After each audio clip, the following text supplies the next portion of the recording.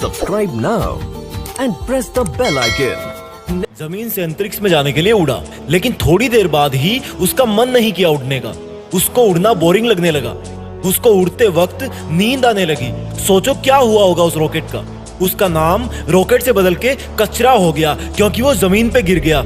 एक ट्रेन थी, उसने यात्रा शुरू की। थोड़ी देर बाद उसका इंजन बोला कि क्या यार, मैं ऐसे ही चलता रहता हूँ डेली, वही बोरिंग काम, वही रूटीन। उसने अपने आप को सीज कर लिया। वो इंजन बंद हो गया, क्योंकि उसको डेली डेली का ये चलना बोरिंग लगने लगा था। और जब वो रुका तो उसने सोचा था कि देखते हैं अब मेरे बिना ये ट्रेन आगे कैसे जाएगी। लेकिन क्या हुआ, थोड़ी देर में रिपेयर टीम आई, इंजन को देखा, वो फिर से स्टार्ट हुआ। आखिर में इंजन बदल दिया गया और ट्रेन तो फिर भी चल पड़ी। क्या सीख मिलती है हमें इन दोनों किस्सों से?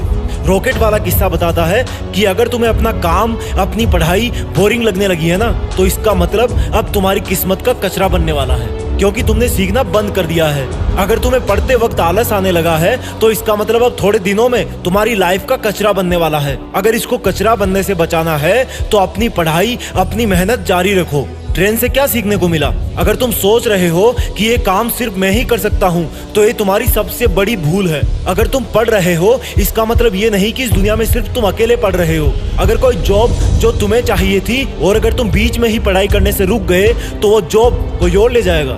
ट्रेन को खींचने वाले तुम एक ही इंजन नहीं हो, बहुत सारे हैं।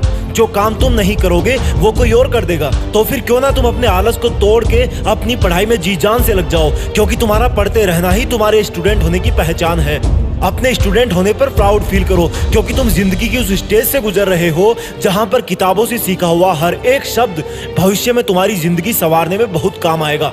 ये पढ़ाई कोई बोझ नहीं है, बल्कि इस ज्ञान की नाव पर जो सवार हो जाएगा, उसको ये नाव कहीं पर भी ले जाएगी, अच्छे से अच्छा जॉब दिलाएगी, इज्जत, दौलत और शोहरत सब होंगे। घड़ी में टाइम देखना बंद करो। उधर तुम देखो या ना देखो, वो चलती रहेगी। अगर करना है तो पढ़ाई करो, अपनी मंजिल के पहाड़ पे चढ़ाई करो। तुम्हारा सिलेबस और किताबें तुम्हारे जैसे आईक्यू लेवल वाले स्टूडेंट्स के लिए ही बनाए गए हैं। इसलिए ये कहना बंद करो कि ये मुझसे नहीं होगा, और हाँ होगा, और वो भी सिर्फ तुझसे ही होगा। फिर भी पढ़ने और आगे बढ़ने का मन ना हो तो देखना अपने देश के झंडे की तरफ, कितने शान से वो लहरा रहा है। तो तू क्या नहीं चाहेगा उस झंडे के गौरव को और बढ़ाने के लिए तू खूब मेहनत करे, देश में तेरा नहीं बल्कि दुनिया में देश का नाम करे। जय हिंद, वंदे मातरम।